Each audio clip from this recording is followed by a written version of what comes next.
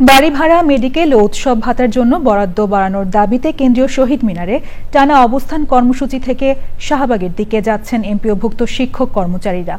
এ নিয়ে জানতে লায়লা নওশিনের কাছে যাচ্ছি, তিনি আন্দোলনরতদের সঙ্গে আছেন। নওশিন, আন্দোলনরত শিক্ষক কর্মচারীরা এখন কোথায় আছেন, এ নিয়ে আপডেট জানাবেন।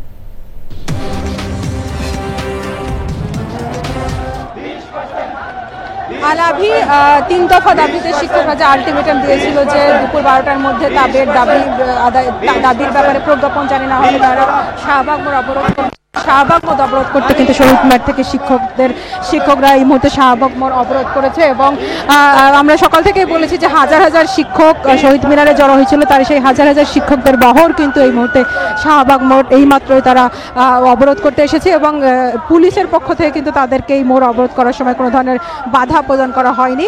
এবং তারা বলেছে আজকে রাতের মধ্যে যদি তাদের 3 দফা দাবি 20% বাড়ি ভাড়া, 75% কর্মচারী ভাতা এবং একই সাথে 1500 টাকা চিকিৎসা ভাতা, এই 3 দফা দাবি যদি মেনে নেওয়া না হয় তাহলে আগামীকাল থেকে তারা জাতীয়করণের 1 দফা দাবিতে তারা আন্দোলন চালিয়ে যাবে। এবং এখানে কিন্তু শিক্ষকরা বলছিল সারা দেশ থেকে যে হাজার হাজার শিক্ষক এসেছে, এমপিভুক্ত শিক্ষক, এর মধ্যে কিন্তু কারিগরি শিক্ষক রয়েছেন, মাদ্রাসার শিক্ষকরা আছেন। তারা বলছেন যে বিগত সরকারের সময় বিভিন্ন সময় তারা তাদের দাবি দাওয়াগুলো উপস্থাপন করেছে, আন্দোলন করেছে, কিন্তু সব সময়ই আসলে আন্দোলন তাদের দাবি পূরণের আশ্বাস দিলেও সেই দাবি দেওয়া আসলে পরবর্তীতে মেনে নেওয়া হয়নি। তো এই জন্য তারা আর কোনো সরকারের পক্ষ থেকে আশ্বাস চায় না, তারা এই 3 দফা দাবি মেনে নেওয়ার প্রজ্ঞাপন নিয়েই তারা রাজপথ ছাড়বেন, এমনটা কিন্তু শিক্ষকরা বলেছে। এবং এই গত 12 তারিখ থেকে শিক্ষকরা আন্দোলন চালিয়ে যাচ্ছে। 12 তারিখ থেকে কিন্তু ক্লাস পরীক্ষা বন্ধ রয়েছে, সামনে বার্ষিক পরীক্ষা রয়েছে, শিক্ষার্থীদের ক্লাস বন্ধ থাকায় কিন্তু শিক্ষার্থীদের পড়াশোনা বাধাগ্রস্ত হচ্ছে। তো শিক্ষকরা কিন্তু এখান থেকে বলেছে যে এই যে 4 দিন ধরে তারা ক্লাসরুমে যাচ্ছে না, তারা দ্রুত ক্লাসরুমে ফিরতে চায়। এবং